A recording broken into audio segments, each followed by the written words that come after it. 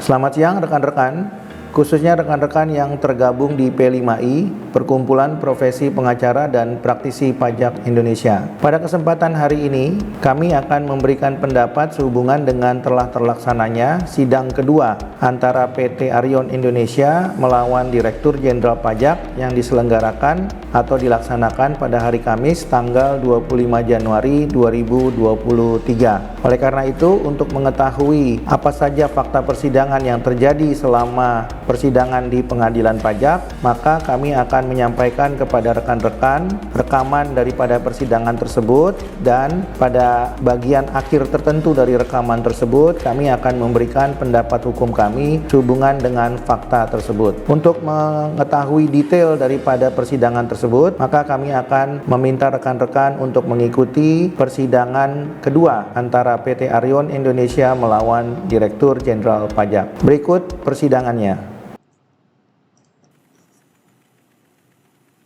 Baik, selamat pagi ya para pihak.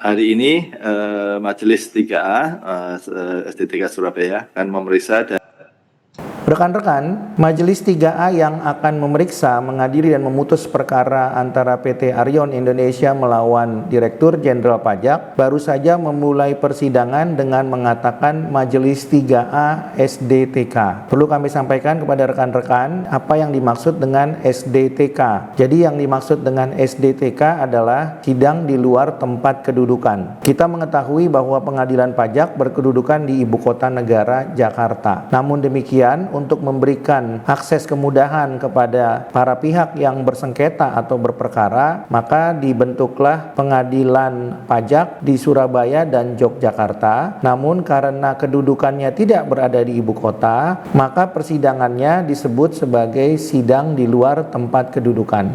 Ya, jadi kalau rekan-rekan nanti mendengar terminologi atau frase SDTK, rekan-rekan tidak lagi bingung apa yang dimaksud dengan SDTK. Tentu SDTK tersebut merujuk kepada persidangan pengadilan pajak yang tidak dilaksanakan di ibu kota negara Jakarta, dan hal tersebut merujuk kepada pengadilan pajak yang ada di Surabaya maupun yang ada di Yogyakarta. Kita lanjutkan persidangannya.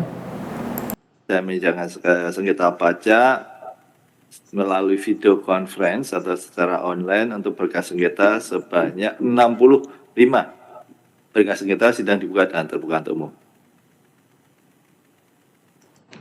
Rekan-rekan, sekali lagi Majelis Hakim yang dipimpin oleh Ketua Majelis telah menyampaikan informasi bahwa Majelis akan memeriksa banyak sengketa perkara atau banyak perkara yang akan disidangkan. Dan sebelum Majelis masuk kepada masing-masing materi perkara atau sengketa, maka Majelis Hakim sesuai dengan ketentuan pasal 50 Undang-Undang Pengadilan Pajak, khususnya pasal 50 ayat 1, menegaskan bahwa Majelis Hakim harus menyatakan sidang dibuka dan terbuka untuk umum. Dengan demikian, pernyataan ini telah memberikan kepastian hukum bahwa persidangan di pengadilan pajak adalah persidangan yang terbuka dan dibuka untuk umum, sama seperti persidangan di peradilan umum, peradilan agama, peradilan tun, dan juga peradilan militer, sepanjang tidak ditentukan lain atau sepanjang tidak dinyatakan tertutup. Contohnya adalah persidangan pengadilan anak dan juga persidangan yang berkaitan dengan perbuatan atau tindakan asusila. Jadi oleh karena itu, dengan tegas kami perlu menyampaikan kepada rekan-rekan bahwa pengadilan pajak bukanlah pengadilan tertutup yang selama ini rekan-rekan berpikir sangat sulit untuk mendapatkan akses informasi berkaitan dengan persidangan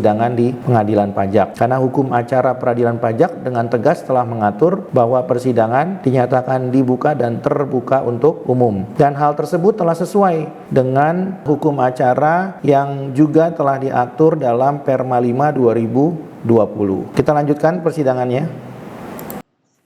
Pada kesempatan pertama akan diperiksa sengketa pajak yang diajukan oleh PT Arion Indonesia. Ada 4 sengketa gugatan, sidang dibuka dan terbuka untuk umum. Tergugat rekan-rekan, perbedaan antara hukum acara peradilan umum dengan hukum acara peradilan pajak. Di dalam hukum acara peradilan pajak itu, Majelis Hakim pertama-tama membuka persidangan secara keseluruhan. Jadi semua perkara atau sengketa, contoh dalam majelis 3A, itu dibuka secara umum. Jadi majelis hakim membuka dulu seluruh 64 berkas sengketa atau perkara. Lalu kemudian majelis hakim membuka masing-masing perkara. Jadi satu wajib pajak bisa mempunyai lebih dari satu perkara. Nah, jadi ketika majelis hakim ingin memulai, maka majelis hakim membuka dulu seluruh perkara atau sengketa yang akan disidangkan, lalu membuka kembali masing-masing perkara yang diajukan oleh masing-masing WP atau wajib pajak. Kita lanjutkan. Di sini sesuai surat tugas ya, diwakili Pak Heri Basuki, kemudian bentar, ini kok cuma ada 3 ya ST-nya ya dari pihak tergugat. Betul? Mohon izin yang mulia, ya itu kesalahan dari umum kami. Kami sudah minta untuk dibuatkan revisi, nanti kami susul. Oh, udah direvisi ya, ada 4 ya. Berarti namanya sama ya Pak ya. Pak Heri Basuki, kemudian Bapak Yayok Prahmono, betul ya. Kemudian Ibu Sari Tri Arsanti, ya, ada ya Bu Sari. Kemudian Ibu Tenti Tiffany, Pak Barkah Murah, kemudian Pak Radiarus Bogoro dan Pak Tri Herianto, ya, ada ya. Yang hadir di sidang siapa saja? Cuma bertiga atau semuanya ini 7 orang ada? Yang hadir kali ini ada Bapak Heri Basuki, ada Ibu Sari Tri Arsanti, Ibu Tenti Tiffany, Ibu Barkah Murah, saya Rahadi. Oh, Ibu Barkah Murah ya, bukan Pak ya. Maaf, tadi saya salah. Ibu dan Ibu ya. Bapak Tri Herianto. Oke, baik. Rekan-rekan, seperti biasa sebelum majelis masuk kepada pemeriksaan pemenuhan ketentuan formal, maka majelis hakim biasanya memeriksa legalitas para pihak. Dan dalam perkara akuo yang diperiksa oleh majelis hakim adalah pertama-tama legalitas tergugat yang dibuktikan dengan surat tugas. Jadi perlu kami sampaikan, di dalam persidangan di pengadilan pajak, tergugat ini atau Direktur Jenderal Pajak diwakili oleh tim sidang yang dibuktikan dengan surat tugas, ya, bukan surat kuasa khusus. Kalau surat kuasa khusus hanya berlaku untuk kuasa hukum dari wajib pajak. Jadi wajib pajak memberikan surat kuasa khusus kepada kuasa hukum, sedangkan Direktur Jenderal Pajak memberikan surat tugas kepada tim sidang Direktur Jenderal Pajak. Kita lanjutkan. Baik, ini bentar kok feedback ya yang nyala. Tes. Ya, masuk majelis. Ya, tes. Baik. Rekan-rekan, salah satu kekurangan dari beracara secara elektronik atau online adalah masalah kenyamanan atau masalah ketidakpastian dalam teknis berkomunikasi. Jadi kadang-kadang di lapangan ditemui berbagai macam kendala teknis sehubungan dengan hubungan komunikasi yang disebabkan oleh banyak hal. Satu diantaranya adalah koneksi, kemudian infrastruktur telekomunikasi, dan juga alat komunikasi yang digunakan oleh para pihak. Jadi salah satu kerugiannya adalah bagaimana komunikasi itu bisa disampaikan dalam cara yang lebih nyaman. Namun demikian keuntungannya adalah bisa dilakukan di mana saja di tempat para pihak berada. Namun kekurangannya kadang salah satunya adalah ini, yaitu feedback pada saat bersidang. Kita lanjutkan. Supaya nggak feedback tadi ya, biar tidak ada gangguan. Baik, karena ini masih sengketa baru untuk yang 4 ya, akan dibacakan terlebih dahulu penetapan Ketua Pengadilan Pajak untuk tempat bersidang. Jadi silakan Pak Direktur. Terima kasih Pak Ketua.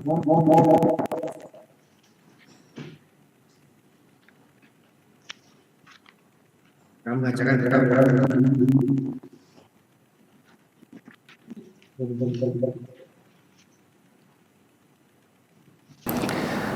Ya, rekan-rekan sudah bisa melihat sendiri ya bahwa feedback ini terjadi berulang-ulang dalam persidangan yang sama. Jadi memang ini sering terjadi kalau persidangannya dilakukan secara online ya. Namun demikian sekali lagi kemudahannya tentu bisa dihadiri oleh para pihak dimanapun mereka berada. Nah, itu merupakan plus minus. Jadi perlu kami sampaikan, kalau rekan-rekan mewakili wajib pajak dan ingin bersidang secara onsite, maka rekan-rekan juga bisa memilih sidang secara onsite. Dan kewenangan untuk memilih sidang secara onsite itu ada pada wajib pajak, bukan ada pada Direktur Jenderal Pajak atau Direktur Jenderal Bea dan Cukai atau kepala daerah. Tapi kewenangannya ada pada wajib pajak. Oleh karena itu biasanya pengadilan akan tetap memberikan kesempatan kepada para pihak sepanjang memang wajib pajak menghendaki untuk diadakannya sidang secara onsite. Namun apabila wajib pajak setuju dengan sidang online, maka persidangan online pun dapat dilaksanakan. Kita lanjutkan persidangannya. Kami bacakan penetapan dari Ketua Pengadilan Pajak. Penetapan nomor PEN 23-PP-PR-2024 demi keadilan berdasarkan ketuhanan yang Maha Esa. Kami, Ketua Pengadilan Pajak, telah membaca dan seterusnya, menimbang dan seterusnya, memperhatikan pasal 47 Undang-Undang Nomor 14 Tahun 2002 tentang Pengadilan Pajak, menetapkan menunjuk Majelis 3A dengan susunan keanggotaan sebagai berikut. 1. Junedi Eko Widodo AK SHMPP sebagai Hakim Ketua. 2. Johannes Silverus Minoto SE MSI sebagai Hakim Anggota. 3. Haryono AK MA sebagai Hakim Anggota. Dibantu oleh Tripto Tri Agustono sebagai Panitera Pengganti untuk memeriksa dan untuk sengketa pajak Arion Indonesia dengan tempat sidang di Surabaya, ditetapkan di Jakarta pada tanggal 12 Januari 2024. Ketua Pengadilan Pajak Ali Hakim SH SE AK MSI CA. Baik, terima kasih Pak Tirto. Kemudian hari ini majelis tadi maaf kelupaannya. Ya, untuk penggugat yang hadir siapa hari ini?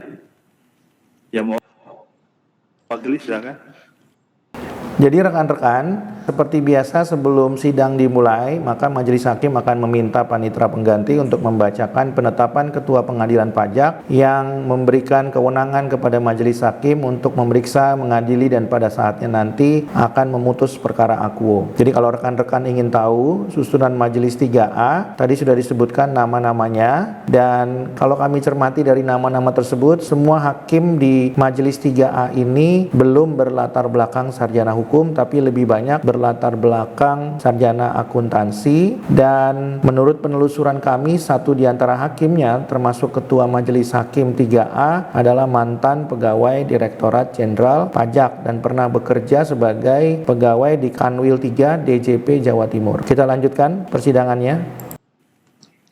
Baik, terima kasih Majelis. Ya. Saya akan menyampaikan pihak-pihak yang menghadiri persidangan dari pihak tergugat sebagaimana tertuang dalam surat kuasa yang telah kami sampaikan melalui laman ekspor. Yaitu yang pertama ada Diana Isnaini sebagai prinsipal, terus yang kedua ada Rinto Setiawan sebagai komisaris, yang ketiga ada Pita Yulaningrum sebagai pegawai, yang keempat ada Nepa Ristiana Widya Chandra sebagai pegawai, dan yang terakhir saya sendiri Kavi Permana sebagai pegawai. Rekan-rekan, menurut kami harusnya majelis hakim ini menanyakan legalitas penggugat itu di awal, bersamaan dengan ketika majelis hakim menanyakan legalitas daripada tim sidang mewakili Dirjen Pajak. Jadi harusnya dilakukan pemeriksaan itu secara bersamaan ya, legalitas tergugat dan tim sidangnya, begitu juga dengan wajib pajak berikut dengan karyawannya. Jadi seharusnya tidak terpisah seperti ini. Idealnya dilakukan secara bersamaan. Tapi tadi majelis hakim sudah mengakui bahwa majelis hakimnya lupa ya, sehingga pemeriksaan legalitasnya dilakukan setelah pemeriksaan legalitas tergugat. Kita lanjutkan. Oke, baik ya. Sebentar, ini masih menanyakan yang mewakili sama ya dengan sengketa yang sebelumnya Pak ya? Sama Majelis. Oke, baik ya. Nanti kelengkapan formalnya yang sudah diupload ya, nanti akan diperiksa lebih detail ya oleh panitera Majelis 3A. Apabila nanti ada dokumen yang kurang atau nanti akan diinformasikan lebih lanjut ya. Baik. Baik, ini karena si pertama juga masih akan memeriksa untuk pemenuhan ketentuan formal dari pengajuan banding ini. Dipersilakan Pak Hakim Haryono. Rekan-rekan, setelah pemeriksaan legalitas para pihak, maka pemeriksaan berikutnya adalah pemeriksaan mengenai pemenuhan ketentuan formal sebagaimana diatur dalam pasal 40 Undang-Undang Pengadilan Pajak sebagai hukum acara peradilan pajak yang memeriksa perkara gugatan dengan agenda hukum acara biasa. Kita lanjutkan persidangannya. Baik, terima kasih Pak Ketua. Ini ada di hadapan majelis ada 4 sengketa gugatan atas nama PT Arion Indonesia, betul ya? Yang baru. Betul. Ya baik, majelis akan memeriksa keempat berkas gugatan tersebut, pemenuhan formal formal gugatannya secara serentak ya. Baik, untuk keempat berkas gugatan, majelis sudah meneliti, memeriksa keempat berkas tersebut. Nah, ini ditandatangani oleh Direktur Utama, yaitu Saudara Diana Isnaini, ya. Berdasarkan akte nomor 12 tanggal 27 September 2022. Ini suatu gugatan keempatnya, ya, itu dikirimkan kepada pengadilan pajak ya, dengan bahasa Indonesia, kemudian dalam jangka waktu 30 hari ya, sehingga memenuhi ketentuan sebagaimana diatur dalam Undang-Undang Pengadilan Pajak pasal 40 ayat 1, ayat 2 dan ayat 3-nya. Kemudian surat gugatan ini menyatakan tidak setuju terhadap surat keputusan tergugat ya untuk masing-masing yang keempat tersebut ya, yang memenuhi ketentuan pasal 40 ayat 6 ya. Kemudian untuk keempat gugatan tersebut juga sudah dilengkapi dengan alasan-alasan gugatan yang masih menurut majelis sudah cukup jelas dan dengan tanggal diterimanya gugatan dan atau dengan surat keterangan informasi dari penggugat tersebut, maka diketahui bahwa keempat gugatan tersebut memenuhi ketentuan formalnya. Dari pemeriksaan majelis, maka dapat diketahui bahwa surat gugatan tersebut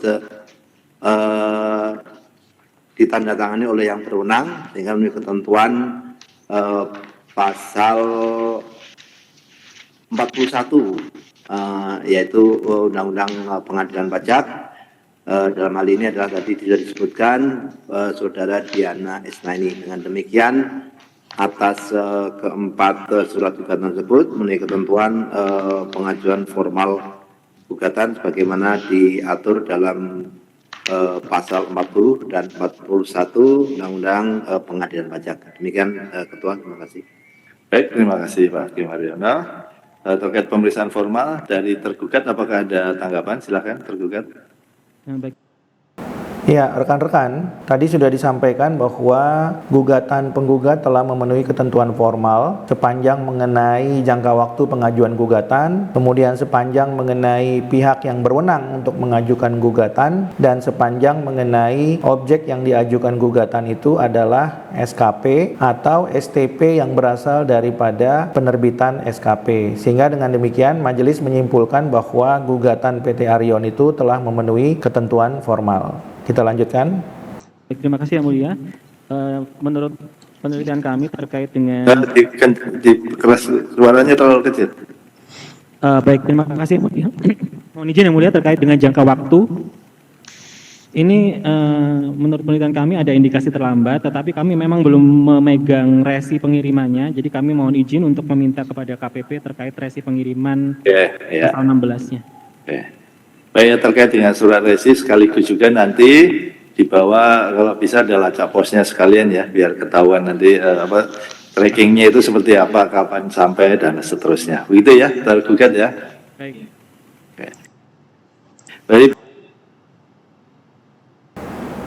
Rekan-rekan, untuk mengetahui apakah keberatan daripada tergugat itu masuk akal apa tidak, tentu tergugat harus membuktikan dalilnya. Tergugat mendalilkan bahwa gugatan penggugat itu sudah melewati jangka waktu 30 hari. Nah, tentu 30 hari itu harus dibuktikan dengan resi pengiriman pos. Nah, ini yang membedakan antara perkara perdata atau perkara tun, perkara agama dengan perkara pajak. Perkara pajak itu semuanya dihitung dengan salah satunya adalah resi pengiriman pos, faksimili atau disampaikan secara langsung. Jika dikirim melalui pos, maka harus dengan menggunakan resi. Cara menghitung jangka waktu 30 hari itu didasarkan dari kapan SKP atau STP tersebut dikirimkan, bukan sejak kapan SKP atau STP tersebut diterima oleh wajib pajak. Nah, itu yang membedakan dalam perkara-perkara yang sudah kami sampaikan tadi. Kalau perkara-perkara lain itu dihitungnya mulai dari kapan keputusan tersebut diterima, ya, baik itu misalnya keputusan pejabat atau mungkin putusan pengadilan. Tapi khusus perkara pajak dihitung dari sejak dikirimkan oleh Fiskus atau Direktur Jenderal Pajak, sehingga argonya dihitung mulai sejak dikirimkan. Nah, dasar hukum yang mengatur mengenai itu ada dalam pasal 1 angka 11 dan 12 Undang-Undang Pengadilan Pajak atau pasal 1 angka 40 dan 41 Undang-Undang KUP.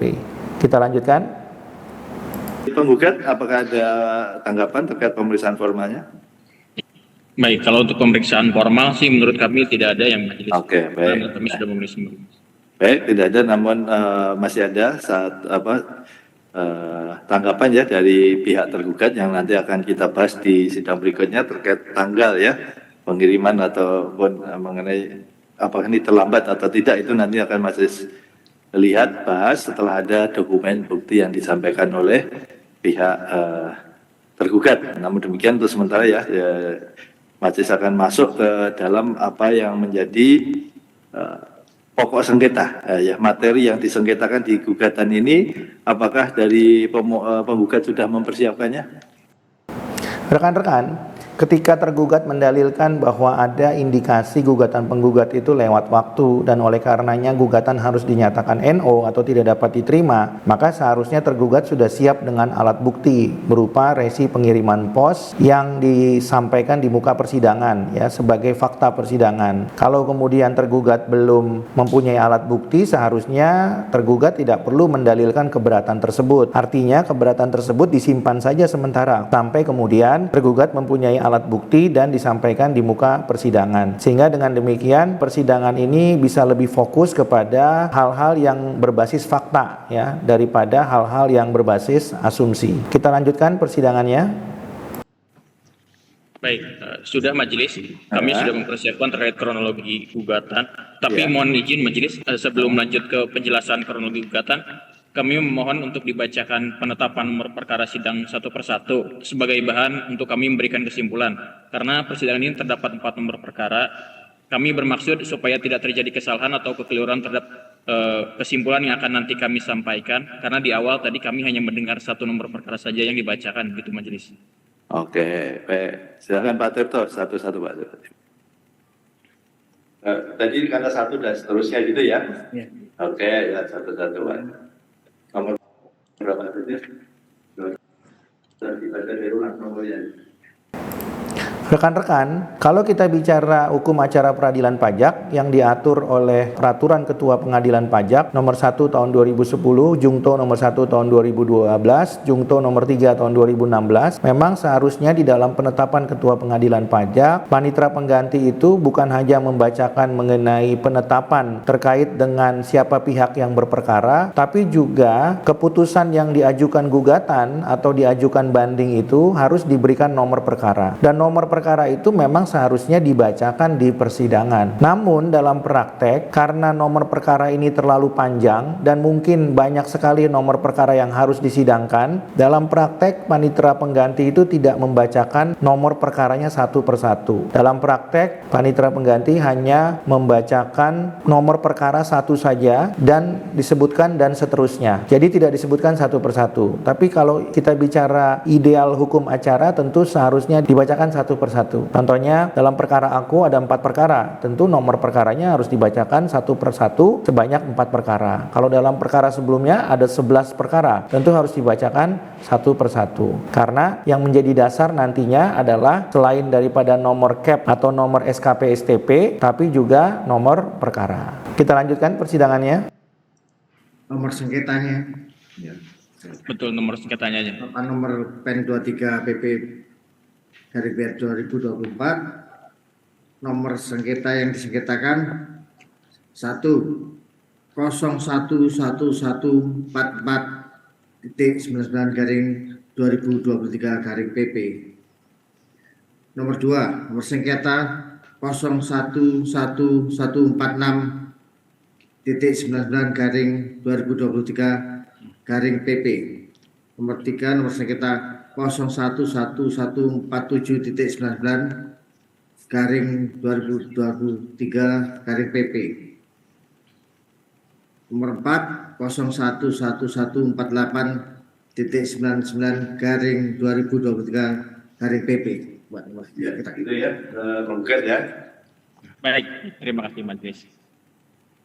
Kemudian kami sampaikan keberatan Majelis atas pemberitahuan sidang yang mana masih dalam tenggang waktu penggugat menyampaikan bantahan, di mana sudah sebelumnya penggugat diberikan kesempatan yang cukup sesuai dengan pasal 45 ayat 3 Undang-Undang Pengadilan Pajak. Nah, berdasarkan hal tersebut kami menanyakan, jika kami tidak diberikan kesempatan untuk menyampaikan bantahan yang benar menurut hukum acara secara jelas mengatur hal tersebut, lalu bagaimana nanti dengan hasil putusannya begitu Majelis?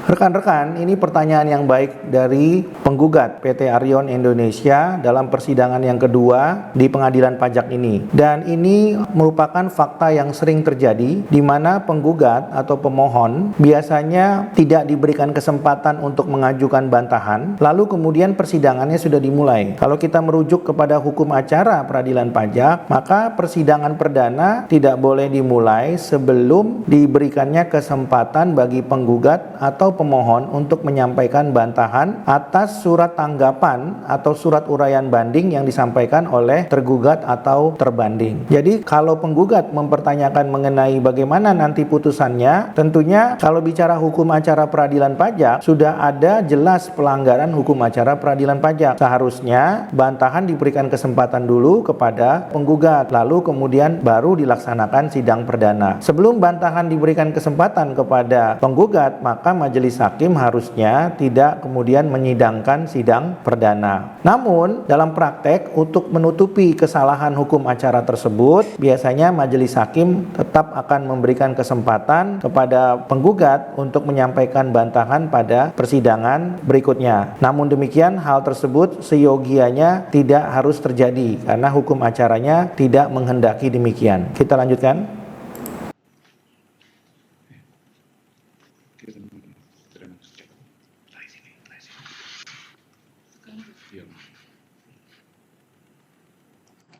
Rekan-rekan, ini juga salah satu kendala teknis yang sering dihadapi ketika sidang elektronik, di mana penggugat tadi mempertanyakan mengenai keabsahan daripada putusan, namun tidak dijawab oleh karena majelis hakim mempunyai kendala teknis berkaitan dengan mic atau infrastruktur komunikasi yang digunakan sehingga tidak bisa langsung menjawab apa yang ditanyakan oleh penggugat. Dan baru dijawab tapi sudah di pertengahan narasi sehingga kemudian narasinya tidak menjawab pertanyaan dari penggugat. Kita lanjutkan.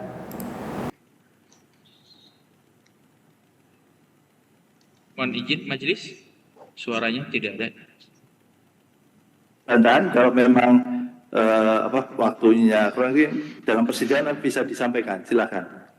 Ya. Oh baik Mas. Berarti mohon izin kalau untuk sekarang kami bantahannya belum siap, mungkin karena tenggang waktunya sampai tanggal 1 Februari begitu majelis dikirim kami itu bantahan dulu baru persidangan gitu majelis. Oh iya. Karena kalau sidang kemarin itu kan bantahan dulu baru persidangan gitu majelis. Betul. Ya ini karena ada agar bisa nanti kita samakan ya persidangan dengan sengketa sebelumnya juga supaya lebih ini dan juga biar cepat tidak apa-apa ya. Nanti sampaikan aja untuk bantahannya pada sidang berikutnya atau sebelumnya dengan diupload ya penggugat ya. Oh baik.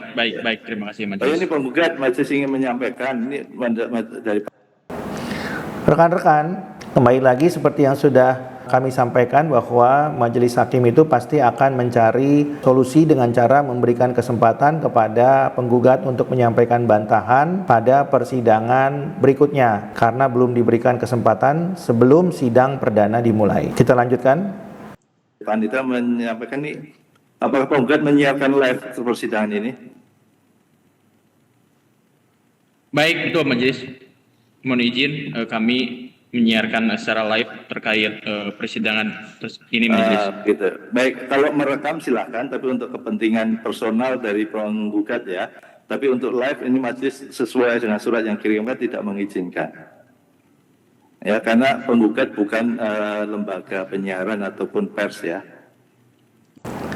Rekan-rekan, jawaban dari majelis hakim khususnya ketua majelis 3A mencerminkan adanya kekhawatiran yang berlebihan. Karena ketua majelis mengatakan bahwa meliput secara elektronik dengan liputan live atau langsung dianggap bertentangan dengan core bisnis atau bidang usaha daripada penggugat. Sebenarnya itu tidak sama sekali beralasan hukum, karena meskipun penggugat meliput secara elektronik dengan secara langsung atau live, hal tersebut memang tidak merupakan suatu persoalan atau masalah hukum, karena Perma 5 2020 telah mengatur dengan jelas bahwa ketika para pihak diberikan izin untuk meliput, liputannya juga termasuk di dalamnya liputan elektronik dan tidak dibatasi bahwa liputan elektronik itu boleh merekam namun tidak boleh secara langsung atau live. Sehingga menurut kami alasan ketua majelis ini adalah alasan yang berlebihan dan mengada-ngada dan lebih cenderung untuk merefleksikan kekhawatiran majelis yang berlebihan. Justru ketika kami melihat ini, pertanyaan kami, apa sebenarnya yang menjadi kerugian dan kekhawatiran majelis hakim? Apakah majelis hakim khawatir jika dilihat 50 juta wajib pajak? Nah, kalau majelis hakim khawatir, pertanyaannya apa kerugiannya? Bukankah majelis hakim itu sudah mempunyai kompetensi ya di bidang tanda petik hukum dan akuntansi? Lalu yang dikhawatirkan apa? Bukankah majelis sudah punya pengalaman sebagai mantan pegawai DJP dan juga hakim pengadilan pajak lebih daripada 20 tahun? Lalu pertanyaannya, kenapa kemudian majelis hakim, khususnya ketua majelis, khawatir sekali kalau kemudian 50 juta wajib pajak melihat dan menyaksikan persidangan ini secara langsung sementara wajib pajak tidak keberatan? Nah, jadi menurut kami alasan ketua majelis ini adalah alasan yang tidak berdasarkan hukum dan ini merefleksikan ketidaksiapan majelis hakim, termasuk di dalamnya ketidaksiapan panitera pengganti apabila kemudian disaksikan atau ditonton oleh banyak orang termasuk publik melalui platform YouTube dari akun penggugat. Kita lanjutkan persidangannya. Baik, mohon izin Majelis, ini kan sebenarnya juga kan diatur di permanya walaupun ini bukan terkait kami sebagai lembaga pers, tapi kan itu juga kami memiliki hak yang sama begitu Majelis. Ini kan cuma kalau terkait penyiaran kan terkait ketertiban aja begitu Majelis. Kalau merekam silahkan, ini di persidangan ini majelis tidak mengizinkan, itu aja. Pernyataan ini adalah pernyataan yang menurut kami terlalu sewenang-wenang ya. Karena majelis tidak punya alasan kalau kemudian boleh direkam tapi tidak boleh di live. Apa bedanya? Justru kalau menurut kami rekaman live itu lebih baik karena rekaman live itu adalah rekaman yang apa adanya dan tidak diedit, sehingga apa yang disajikan, apa yang disodorkan kepada masyarakat termasuk kepada lebih daripada 50 juta wajib pajak itu adalah fakta persidangan yang memang apa adanya. Sama seperti perkara-perkara yang ada di televisi, dan perkara-perkara yang ada di televisi bukan hanya boleh diliput oleh media tapi boleh juga diliput oleh para pihak. Mungkin majelis hakim lebih banyak melihat media meliput, tapi kalau pihak yang bersangkutan meliput juga sebenarnya diperkenankan oleh majelis hakim. Oleh karena itu, menurut kami sangatlah kurang pantas dan tidak beralasan hukum kalau majelis mengatakan kami tidak mengizinkan. Yang menjadi pertanyaan, kekhawatiran majelis dan kerugian majelis itu ada di mana? Justru harusnya majelis senang dan berbangga hati kalau kemudian ketika dia beracara banyak orang yang bisa menyaksikan dan mendapatkan manfaat daripada persidangan ini, apalagi persidangan ini sudah dinyatakan dibuka dan terbuka untuk umum. Kita lanjutkan. Ya, baik. Untuk merekam silakan direkam untuk kepentingan penggugat sendiri, ya, gitu ya. Ya. Baik, mohon izin majelis ini karena seperti apa kan tidak jelas majelis karena bukan lembaga penyiaran, lalu tujuannya apa? Baik, sebenarnya kan begini Majelis, karena ada beberapa hal supaya menjadi edukasi juga terhadap masyarakat, terhadap PP yang lain, tuh, bahwa proses beracara di pengadilan pajak itu seperti ini, begitu Majelis. Karena kami pun baru beracara, begitu Majelis. Itu ke lembaga lain ini kan sudah wajib pajak yang sedang mengajukan gugatan itu ya.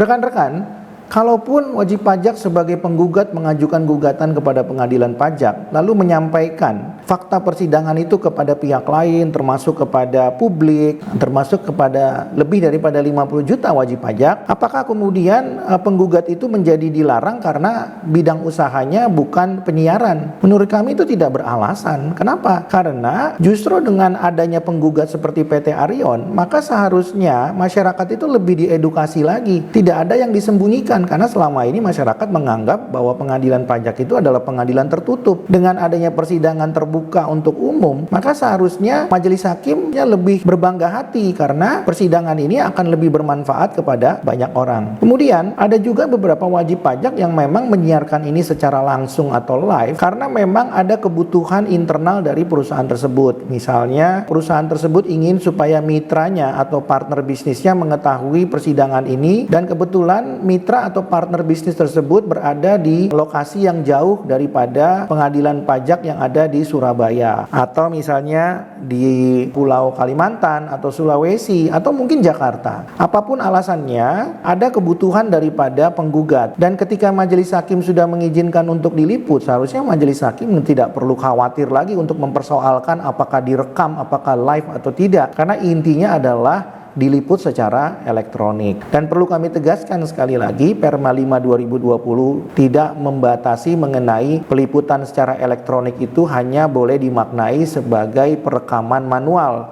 dan tidak boleh dimaknai sebagai perekaman langsung atau live. Coba rekan-rekan baca di pasal 4 angka 6-nya daripada Perma 5 2020 ya. Tidak ada tafsir seperti yang majelis hakim sampaikan dalam persidangan ini. Kita lanjutkan rekan-rekan. Mohon izin majelis, ini kan sebenarnya kalau menyiarkan juga kan tidak bertentangan begitu majelis dengan undang-undang pers atau apapun, karena ini kan untuk kepentingan pribadi majelis. Iya, bukan masalah tidak bertentangan, cuma kalau menyiarkan itu majelis Rekan-rekan, majelis mengatakan bahwa apa yang dilakukan oleh penggugat, yaitu meliput secara live, tidak bertentangan. Tidak bertentangan itu artinya tidak melawan hukum. Nah, kalau kemudian majelis hakim sudah mengatakan tidak bertentangan dan tidak melawan hukum, lalu apa alasan majelis untuk keberatan? Menurut kami ini sangat tidak logis, dan ini menandakan bahwa majelis hakim pengadilan pajak ini kurang mumpuni dalam beracara, sehingga kemudian kekhawatirannya itu lebih direfleksikan dalam bentuk keberatan kepada penggugat dalam meliput. Menurut kami ini adalah hal yang bagus karena dapat dilihat oleh banyak masyarakat, termasuk wajib pajak, bahkan juga dapat ditonton dan disaksikan oleh mahasiswa Fakultas Ekonomi dan Bisnis, Fakultas Hukum, bahkan mungkin Fakultas Ilmu Administrasi. Jadi menurut kami manfaatnya sangat banyak dan tidak ada alasan bagi majelis untuk melarang sepanjang memang wajib pajak itu sendiri yang tidak keberatan, karena yang dipersoalkan dalam perkara akuo adalah perusahaan wajib pajak dan data yang dipersoalkan juga data wajib pajak. Sehingga kemudian menurut kami apa yang dilarang oleh majelis hakim adalah larangan yang tidak berdasar hukum, dan terlihat sekali adanya keberpihakan atau patut diduga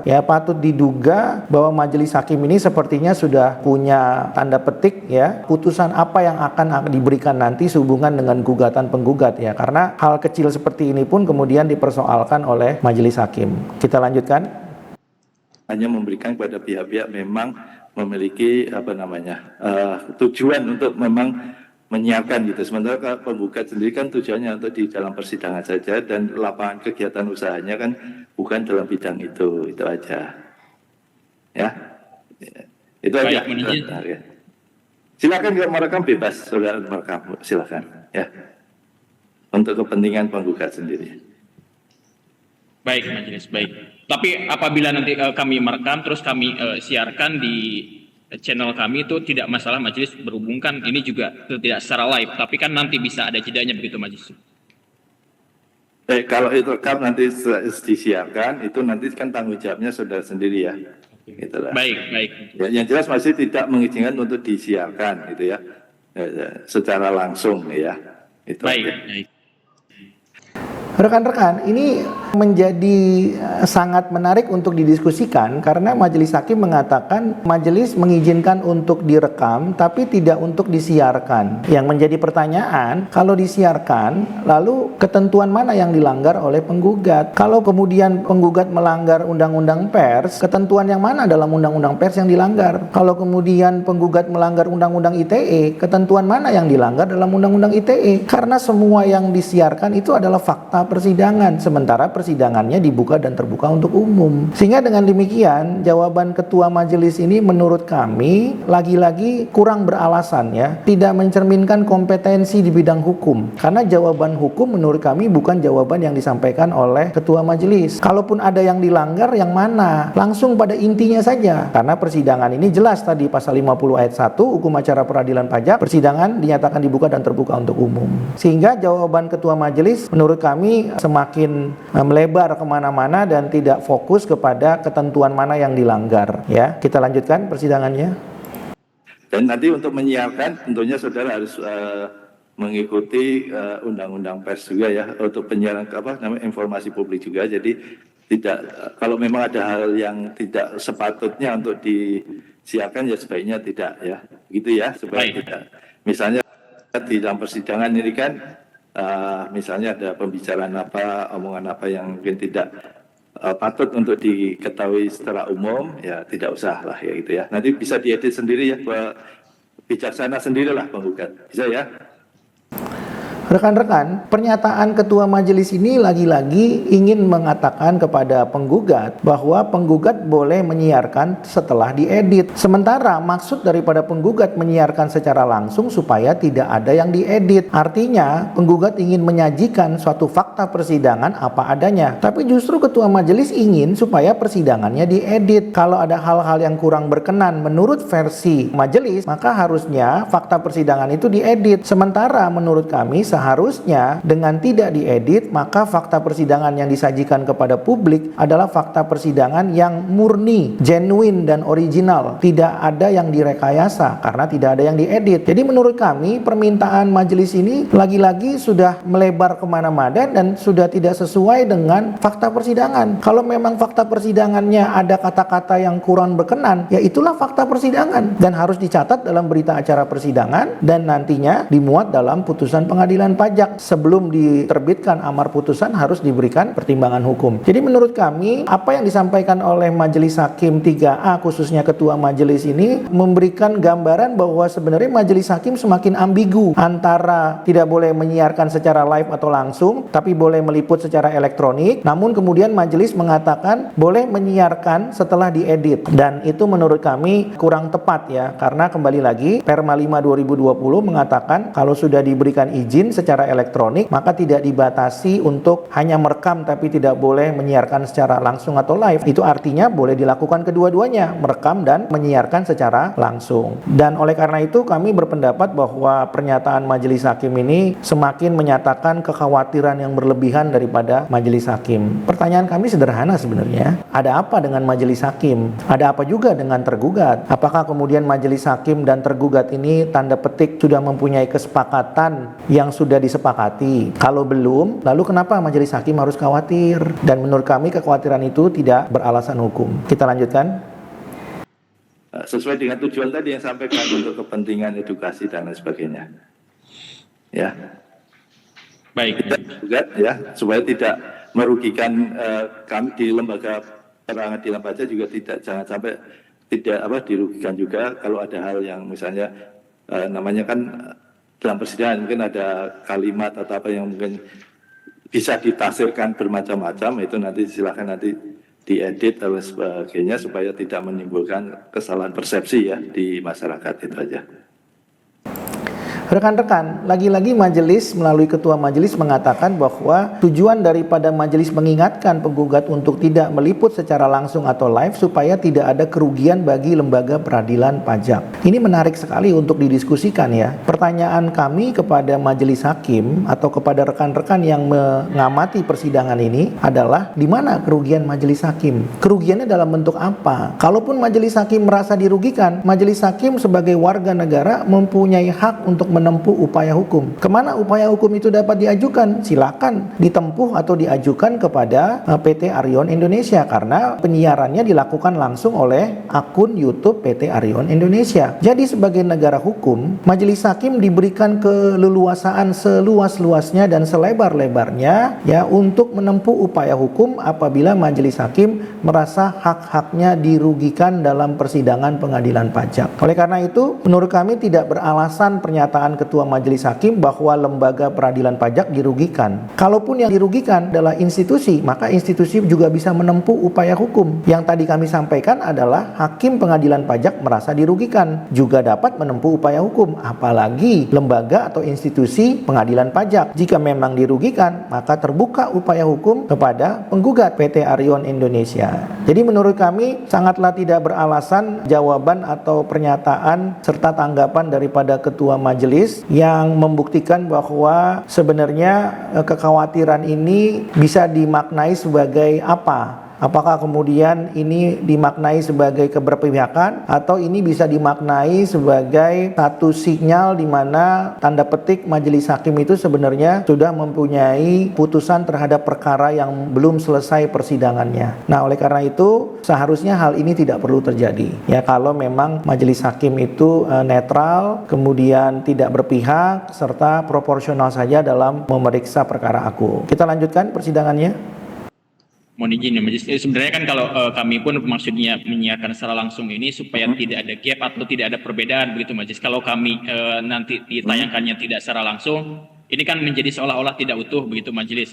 Tayangan video atau tayangan persidangan yang kami nanti sampaikan itu menjadi seolah-olah tidak utuh. Makanya kami siarkan secara langsung begitu Majelis.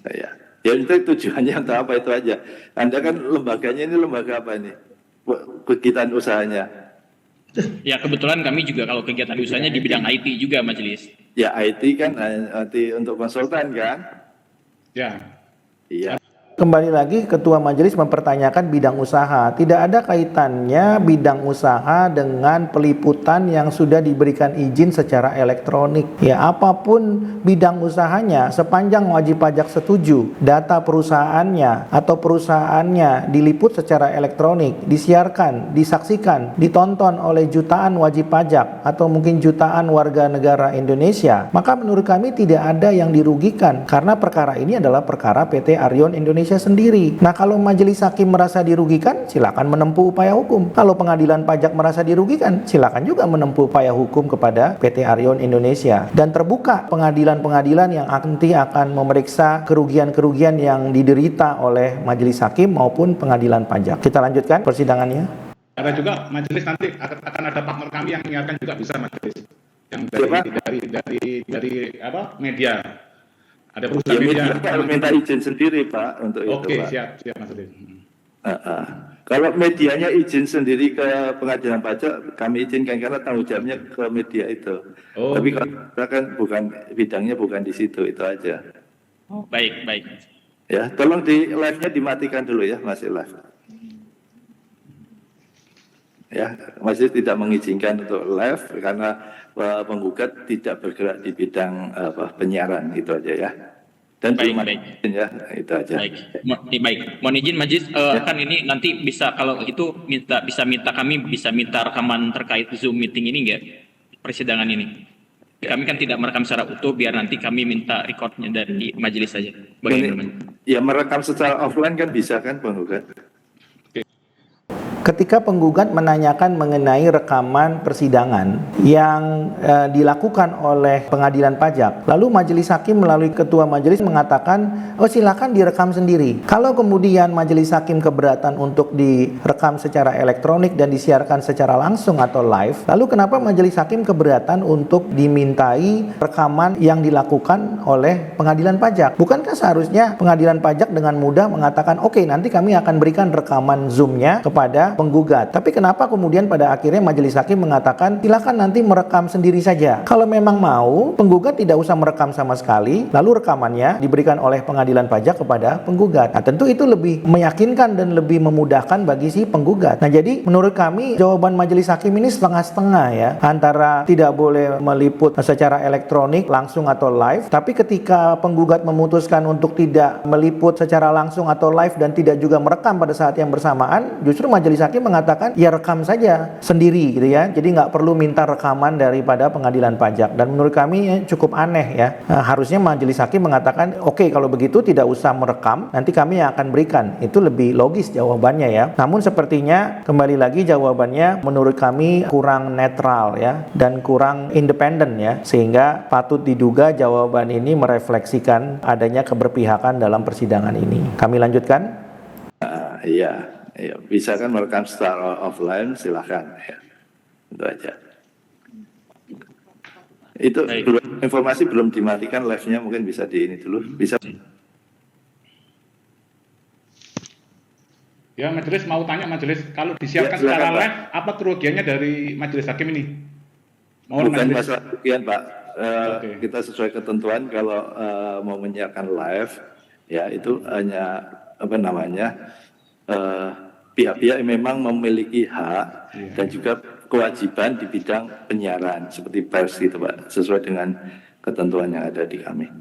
Rekan-rekan, pertanyaan dari penggugat, apa kerugian majelis hakim jika kemudian disiarkan secara langsung atau live? Lalu kemudian majelis hakim menjawab, kami tidak ada kerugian, tapi kami hanya ingin memastikan bahwa yang dapat menyiarkan adalah yang berwenang. Nah, pertanyaannya adalah, yang berwenang itu apakah hanya pers? Bukankah Perma 5 2020 telah mengatakan bahwa jika persidangan diberikan izin secara elektronik, maka tidak dibatasi bahwa yang dimaksud dengan peliputan elektronik itu hanya merekam saja. Karena tidak dibatasi, maka seharusnya melakukan peliputan atau rekaman secara langsung atau live juga tidak harusnya masalah. Karena memang Perma 5 2020 tidak mengatur demikian. Kalau sudah diberikan izin lalu masih dibatasi dengan alasan tidak ada wewenang untuk menyiarkan, kembali lagi, kalau ada kerugian yang mana yang diderita dan siapa yang dirugikan? Kalau lembaga pengadilan pajak yang dirugikan, ya silakan menempuh upaya hukum. Kalau hakim pengadilan pajak yang dirugikan, silakan juga menempuh upaya hukum dari masing-masing pribadi hakim pengadilan pajak. Jadi menurut kami jawabannya kurang logis ya. Kalau dalam terminologi hukum itu rasio legisnya kurang tepat ya. Sepertinya cenderung dipaksakan saja dan kurang merefleksikan netralitas daripada pihak yang akan memeriksa, mengadili dan memutus perkara. Kita lanjutkan. Betul, Pak Jis, ya, kami sepakat itu. Tapi kan ya sebetulnya kan tujuan saudara apa live itu aja pertanyaan majelis.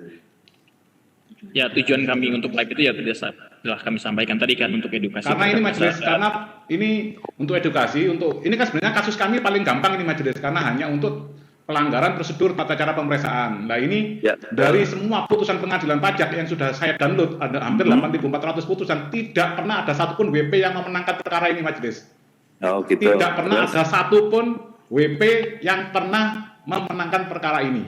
Terus dalam persidangan kami juga berkali-kali dalam tanda kutip, rekan-rekan, penggugat menyampaikan alasan kenapa penggugat perlu meliput dan menyiarkan secara langsung atau live. Karena menurut penggugat, persidangan di pengadilan pajak itu belum memberikan rasa keadilan. Kenapa? Karena menurut penggugat, berdasarkan penelusuran yang dilakukan oleh penggugat, di mana penggugat telah melakukan download sebanyak 8.000 perkara, tepatnya 8.400 perkara yang diajukan dalam bentuk gugatan sehubungan dengan pelanggaran hukum acara pemeriksaan pajak, tidak ada satupun gugatan yang dimenangkan. Padahal nyata-nyata telah terjadi pelanggaran hukum acara pemeriksaan pajak. Oleh karena itu, penggugat berpendapat bahwa perkara PT Arion Indonesia ini perlu disaksikan oleh jutaan wajib pajak, termasuk juga mungkin jutaan warga negara Indonesia yang ingin mengetahui perkara di bidang perpajakan. Sehingga menurut kami sangatlah logis kalau kemudian penggugat mempunyai alasan untuk meliput dan menyiarkannya secara langsung. Dan lagi-lagi kami tidak melihat adanya kerugian yang dialami oleh lembaga pengadilan pajak maupun hakim pengadilan pajak. Kita lanjutkan persidangannya.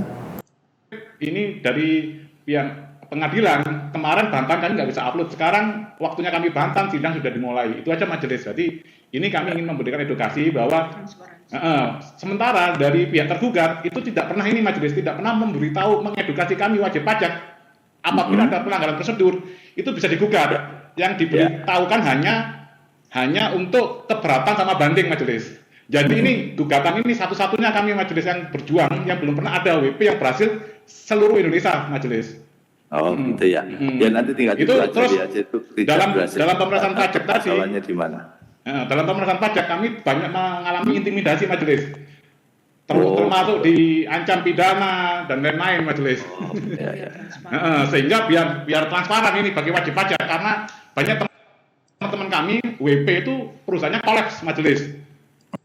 Rekan-rekan, apa yang disampaikan oleh penggugat ini sebenarnya suatu fakta yang mungkin juga sudah sering dialami oleh banyak wajib pajak. Namun demikian wajib pajak tersebut tidak punya nyali untuk menyampaikan, merekam, apalagi menyiarkannya secara terbuka. Apa yang disampaikan oleh penggugat ini adalah satu keniscayaan di mana ancaman-ancaman atau intimidasi-intimidasi itu memang patut diduga sudah sering terjadi karena itu bukan hal yang baru. Kenapa demikian? Karena sedemikian rupa wajib pajak dikondisikan untuk tidak bisa menempuh upaya hukum karena keterbatasan atau karena ketidaktahuan daripada peraturan perundang-undangan khususnya hukum acara di bidang pemeriksaan pajak. Jadi menurut kami ini adalah suatu masukan juga yang harus dipertimbangkan oleh majelis hakim ya, karena ketua majelis juga seorang mantan pegawai Direktorat Jenderal Pajak dan tentunya mungkin yang bersangkutan juga mempunyai pengalaman yang kurang lebih hampir sama kalau tidak mirip ya dengan apa yang dialami oleh penggugat. Sehingga menurut kami cukup beralasan kalau kemudian penggugat perlu merekam dan kemudian menyiarkan secara langsung atau live berkaitan dengan sidang pemeriksaan perkara akuo. Kita lanjutkan persidangannya.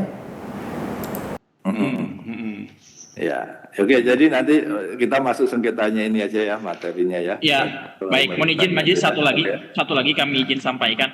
Itu kan kami juga di dalam Perma nomor 5 tahun 2020 juga boleh diliput. Nah, termasuk diliput ini kan juga secara live, tidak ada larangan untuk meliput secara langsung begitu majelis. Terus ini yang saya sampaikan majelis. Rekan-rekan, kembali penggugat menegaskan mengenai Perma 5 2020. Seperti yang sudah kami sampaikan tadi ya, jelas di pasal 4 angka 6 mengatakan bahwa liputan secara elektronik. Tidak ada batasan yang dimaksud dengan elektronik, hanya merekam saja. Tidak boleh menyiarkan secara live atau langsung, itu tidak ada. Jadi menurut kami, apa yang disampaikan oleh Ketua Majelis itu adalah tafsir majelis sendiri ya, bukan tafsir dari Peraturan Mahkamah Agung nomor 5 tahun 2020. Kami lanjutkan. Yang paling penting, ini dari pihak tergugat itu sudah pernah ngomong ke saya sendiri bahwa Anda nggak mungkin menang di pengadilan pajak kalau nggak punya kenalan. Nah ini saya sampaikan, saya pemberitahuan ke semua halayak, termasuk tergugat, bahwa saya sama majelis tidak ada yang kenal. Untuk majelis ya. Karena dari pihak tergugat sudah ngomong bahwa kalau kamu, Arion, tidak punya kenalan di pengadilan pajak, pasti kalah. Rekan-rekan, ini fakta menarik ya, karena penggugat mengatakan bahwa penggugat sudah diberikan tanda petik intimidasi bahwa perkara ini pasti kalah. Ya ini luar biasa sekali ya, persidangannya baru dimulai tapi kemudian tergugat mengatakan bahwa penggugat pasti kalah. Kenapa pasti kalah? Karena menurut tergugat, penggugat tidak punya hubungan emosional dengan majelis hakim. Sebenarnya apa yang ingin tergugat katakan tadi sudah sangat jelas bisa terbaca. Kalaulah kemudian penggugat dikalahkan karena tidak punya hubungan dengan majelis hakim, itu artinya tergugat yang akan dimenangkan. Kalau tergugat yang dimenangkan, itu artinya tergugat punya hubungan emosional dengan majelis hakim. Apalagi ketua majelisnya patut diduga adalah mantan pegawai DJP, khususnya DJP Kanwil Jatim 3. Jadi kalau tergugat mengatakan bahwa penggugat pasti kalah, itu artinya tergugat pasti menang. Dan karena tergugat pasti menang, hal itu disebabkan oleh karena tergugat punya hubungan dengan majelis hakim. Nah ini mungkin yang harus juga menjadi masukan kepada majelis hakim supaya memeriksa, mengadili dan memutus perkara akuo secara netral saja, independen saja, proporsional saja, karena majelis hakim bukan dalam rangka memeriksa, mengadili dan memutus dengan menggunakan baju korps lama majelis hakim, tapi majelis hakim sudah punya baju korps yang baru ya, yaitu korps pengadilan pajak, meskipun warnanya sama-sama biru dengan korps yang lama, tapi itu adalah dua lembaga yang berbeda. Kita lanjutkan persidangannya. Oh ya, itu nggak betul Pak ya. Betul ya. Betul. fakta. Betul, makanya demikian untuk transparansi itu majelis, makanya kami menyiarkan secara live begitu majelis, mohon izin. Karena kami sudah mendapat masukan-masukan dari kanan kiri begitu majelis. Bentar, majelis akan mengecek sebentar ya. Tuh. Ya, rekan-rekan, ini merupakan fakta yang menarik ya, dan ini memang harus dipertimbangkan oleh majelis hakim. Dan sepertinya majelis hakim harus berpikir ulang mengenai semua keberatan-keberatan ini ya, apalagi yang berkaitan dengan fakta-fakta yang terjadi selama pemeriksaan pajak. Kita lanjutkan persidangannya.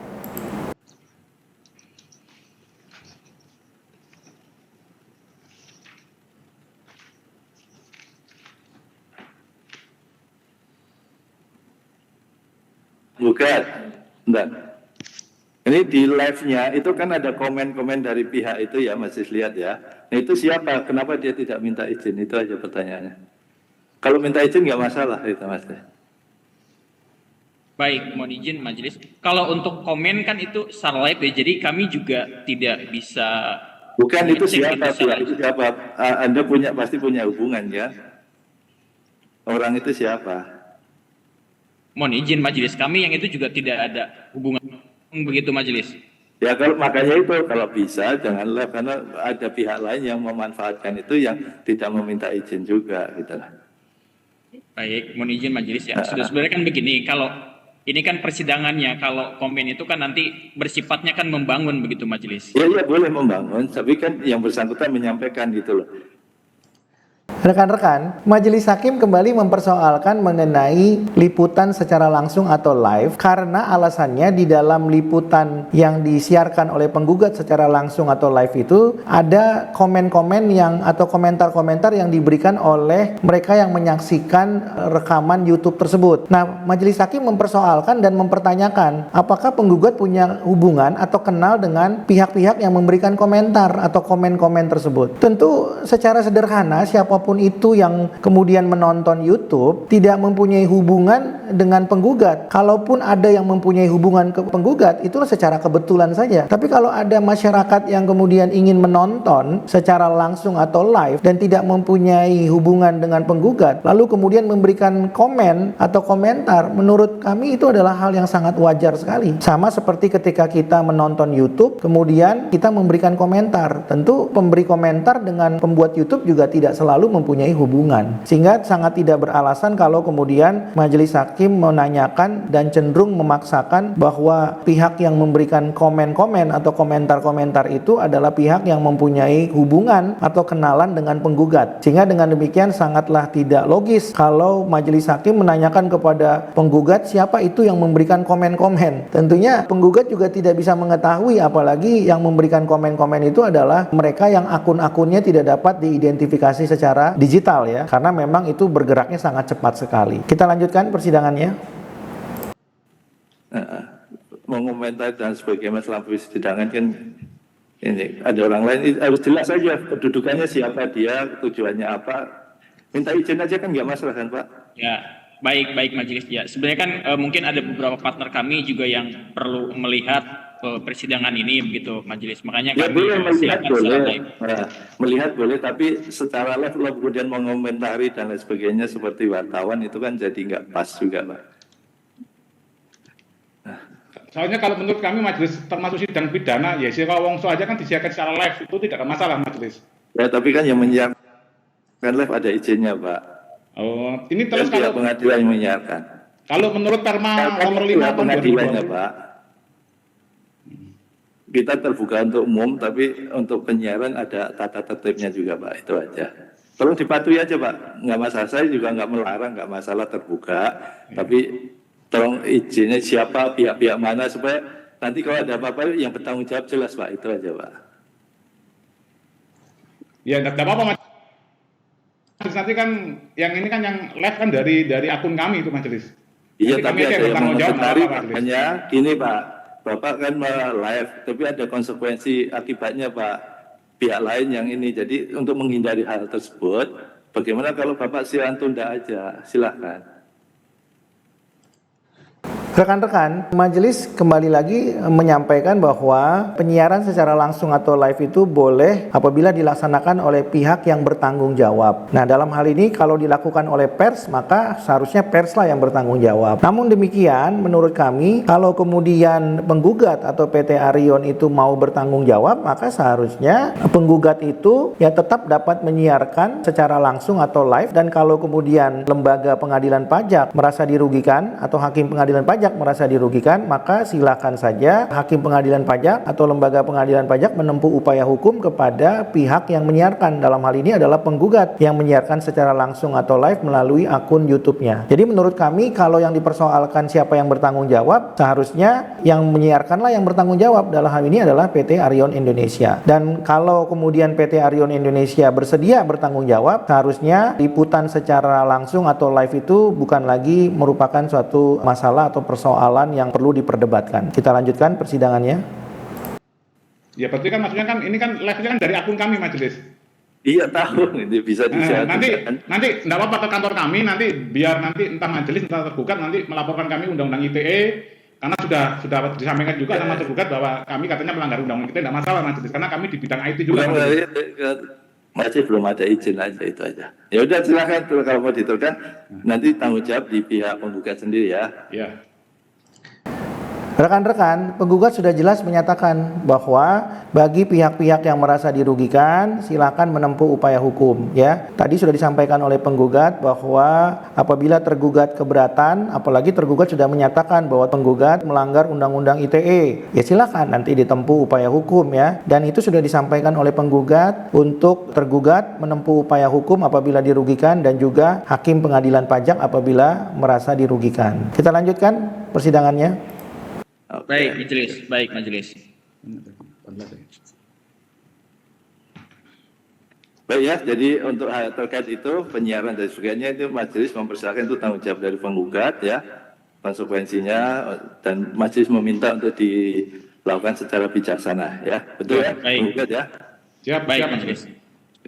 Rekan-rekan, sebenarnya ini sudah seharusnya dilakukan di sidang awal ya, sudah sejak awal sudah harusnya didiskusikan. Jadi majelis hakim tidak mempersoalkan lagi, karena seperti yang kami pernah sampaikan pada persidangan sebelumnya, ketika penggugat atau PT Arion Indonesia memutuskan untuk merekam dan meliput secara langsung atau live, sebenarnya tanggung jawab itu sudah ada pada yang bersangkutan. Jadi majelis hakim tidak perlu khawatir, apalagi tergugat yang cuman menuduh-nuduh bahwa penggugat sudah melanggar Undang-Undang ITE, karena penggugat sudah menanggung resiko untuk bertanggung jawab apabila nanti ada upaya hukum, apabila ada gugatan, apabila ada laporan pidana, silakan disampaikan saja kepada penggugat. Jadi menurut kami, seperti yang kami sampaikan tadi, sejak awal seharusnya majelis hakim tidak lagi mempersoalkan itu kalau majelis hakim itu netral, independen, proporsional, dan tidak berpihak. Karena majelis hakim lagi-lagi bukan dalam rangka mencari target penerimaan negara dari pajak, tapi menegakkan hukum dan keadilan. Yang dimaksud dengan hukum itu bukanlah undang-undang saja, tapi hukum secara sistem norma secara luas. Kita lanjutkan persidangannya.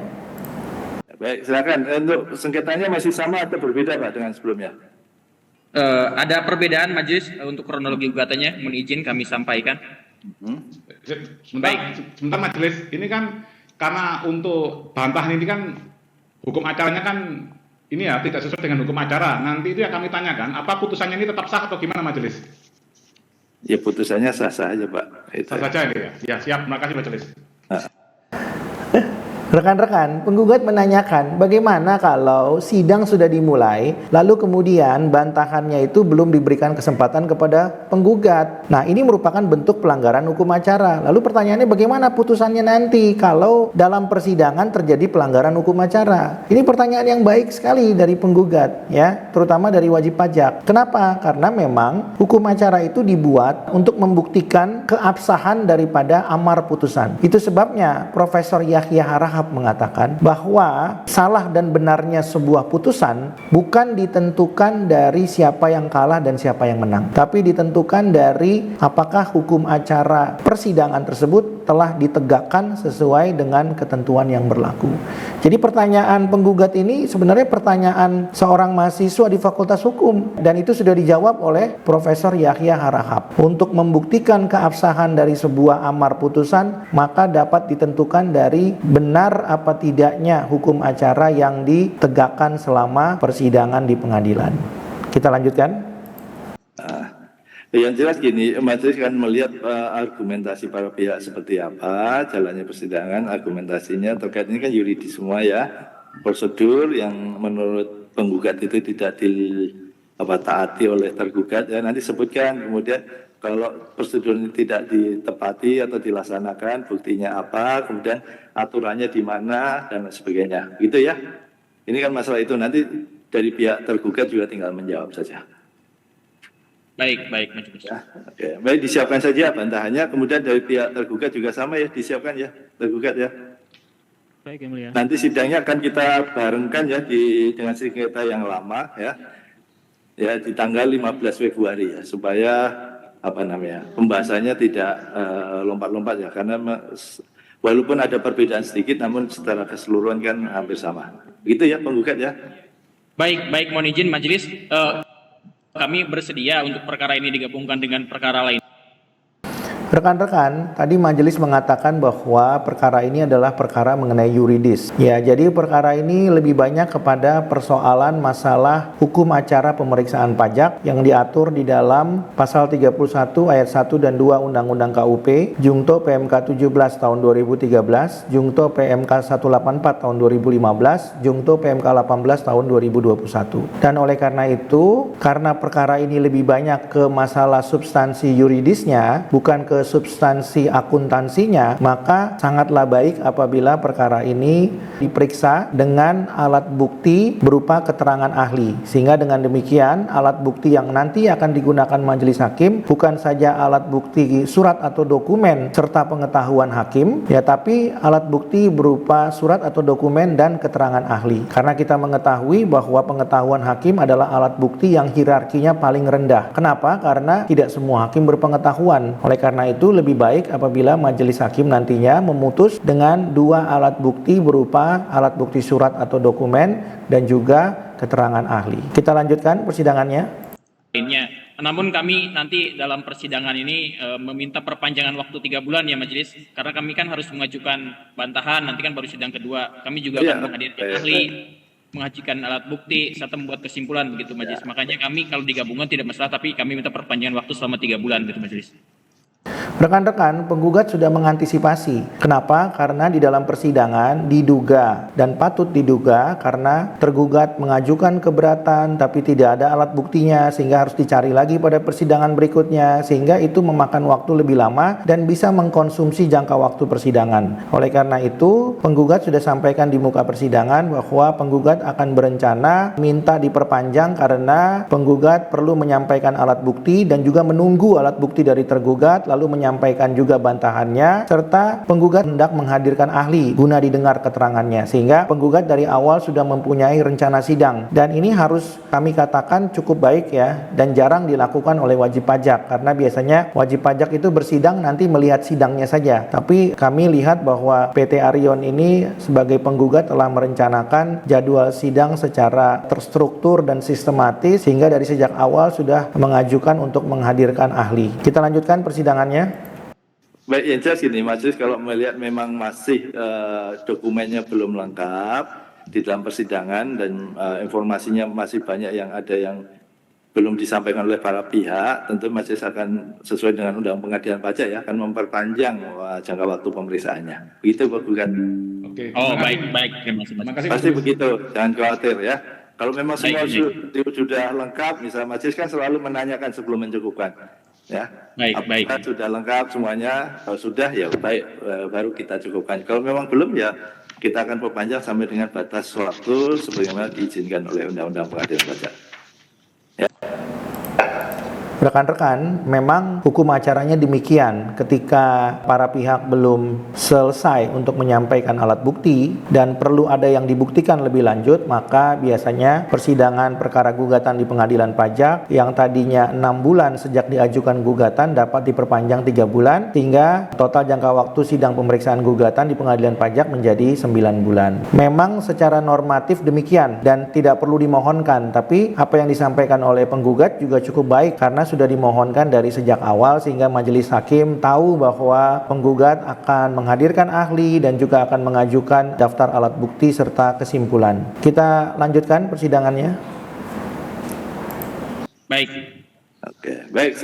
Sengketa selanjutnya ini akan dilanjutkan pemeriksaannya di tanggal 15. Mohon izin, kami tadi kan belum menyampaikan kronologi gugatannya, kami izin menyampaikan kronologi gugatannya terlebih dahulu. Makanya tadi masih tanya katanya sama. Yang perbedaannya di mana?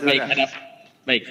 Adapun kronologi gugatan yang akan kami ajukan, hal ini berdasarkan tindakan-tindakan yang dilakukan oleh tergugat dengan melanggar aturan atau tata cara pemeriksaan. Adapun hal-hal yang dilanggar yaitu 1. Waktu pengujian pemeriksaan lapangan melebihi 6 bulan.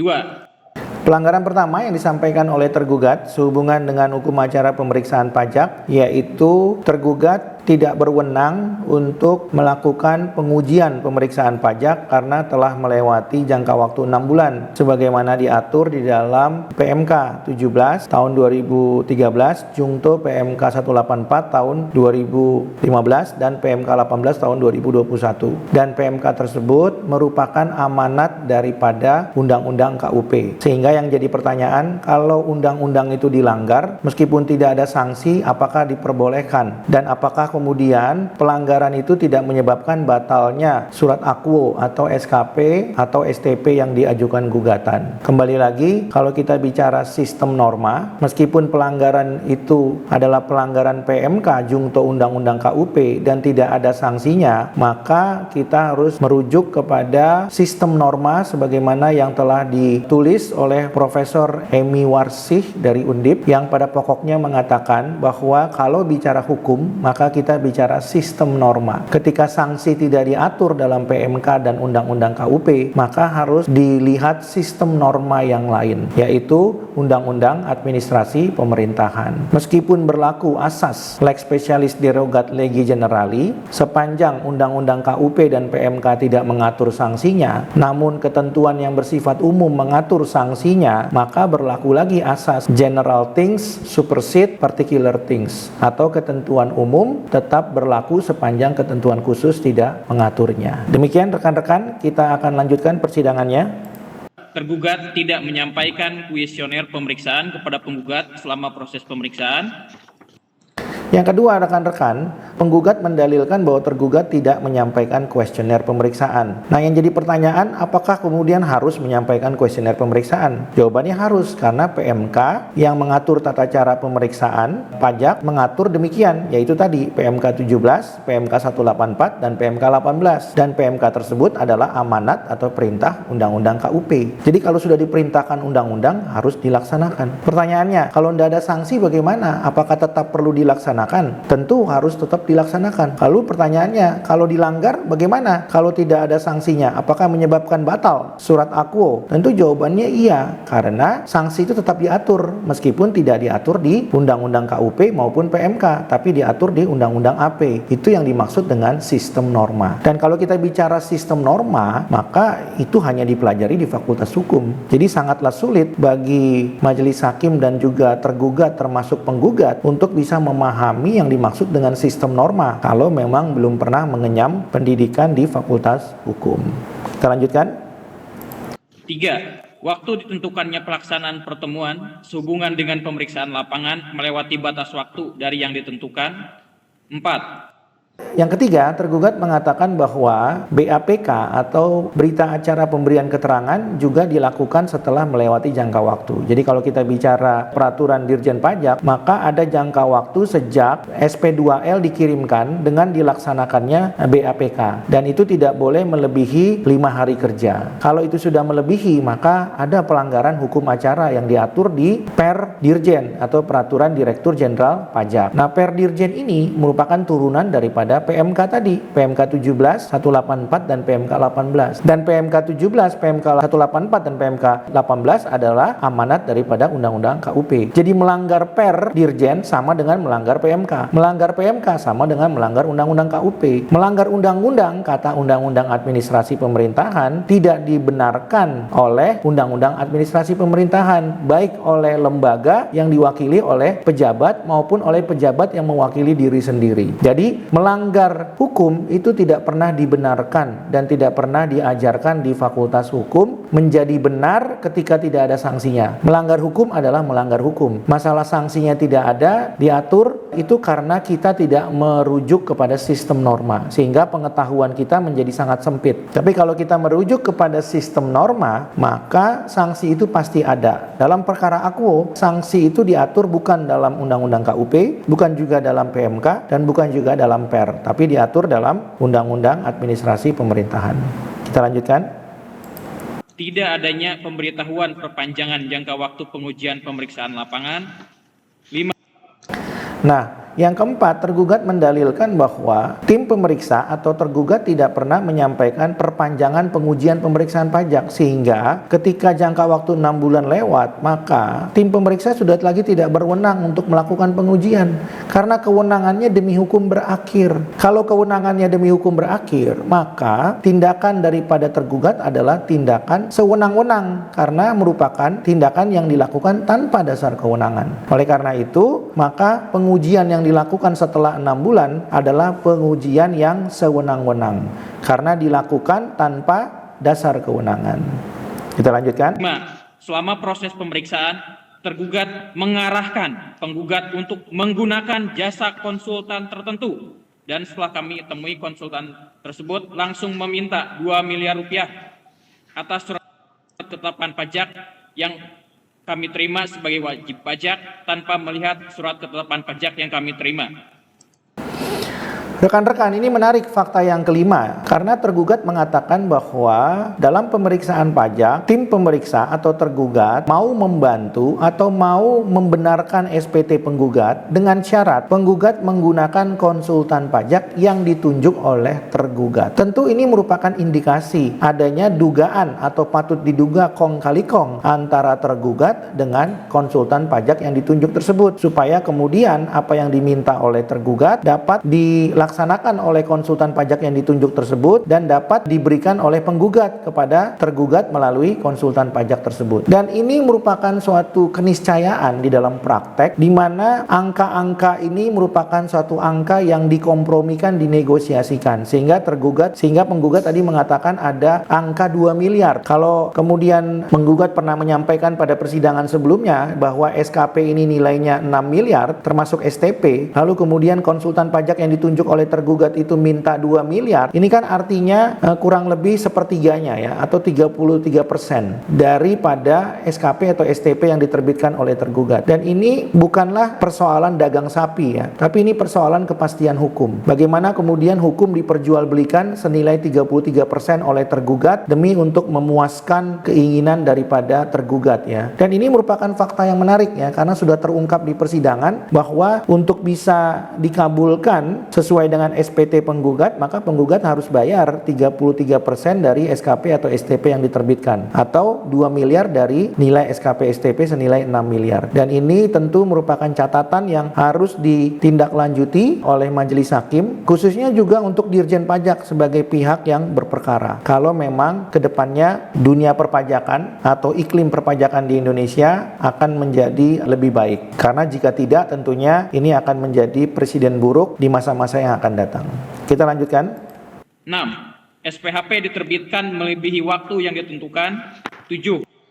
Nah, keenam, tergugat mendalilkan SPHP diterbitkan sudah melewati waktu ya. Jadi kembali lagi, SPHP itu harus terbit sebelum berakhir 6 bulan. Jadi di hari ke-179 dari hari ke-180 paling lambat tergugat itu sudah harus menerbitkan perpanjangan jangka waktu pengujian pemeriksaan pajak. Kalau memang masih ada yang perlu dilakukan pengujian. Tapi kalau tidak, tentu tergugat harus menerbitkan SPHP. Jadi ketika tergugat menerbitkan SPHP sudah melewati jangka waktu, maka dasar kewenangannya sudah tidak ada. Kalau tetap dilakukan atau dipaksakan, maka tindakan tergugat menjadi sewenang-wenang. Kalau tindakan tergugat menjadi sewenang-wenang berdasarkan pasal 19 Undang-Undang Administrasi Pemerintahan, tindakan tergugat haruslah dinyatakan tidak sah dengan putusan pengadilan pajak. Yang jadi pertanyaan, apakah pengadilan pajak, apakah majelis hakim punya nyali nggak untuk mengadopsi pasal 19 Undang-Undang Administrasi Pemerintahan? Karena tidak semua hakim, seperti kami katakan tadi, berpengetahuan, apalagi berpengetahuan hukum. Karena memahami pasal 19 itu tidak mudah, khususnya pasal-pasal yang diatur dalam Undang-Undang Administrasi Pemerintahan.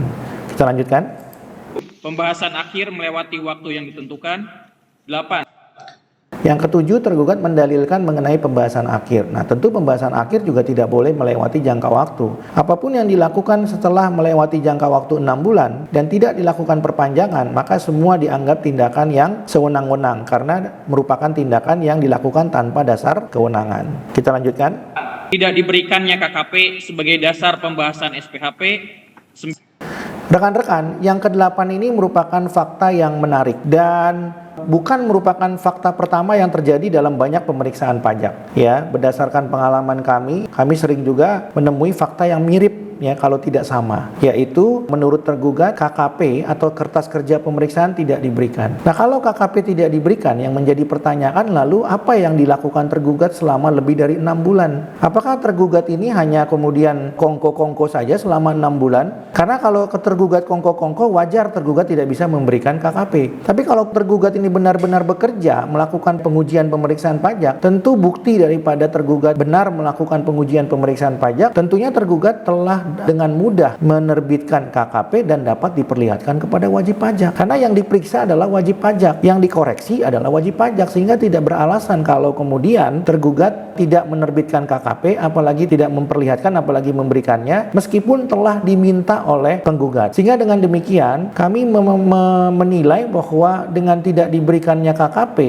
maka tergugat harus dimaknai tidak melakukan pengujian pemeriksaan. Yang menjadi pertanyaan, apa yang dikerjakan oleh tergugat selama lebih daripada 6 bulan. Nah, ini yang harus dijawab oleh tergugat pada persidangan berikutnya. Kita lanjutkan. 9. Angka-angka koreksi dalam SPHP baik sebagian atau seluruhnya dibuat dengan tidak kompeten atau sengaja dibuat-buat karena tidak memberikan KKP pada saat pembahasan SPHP. 10.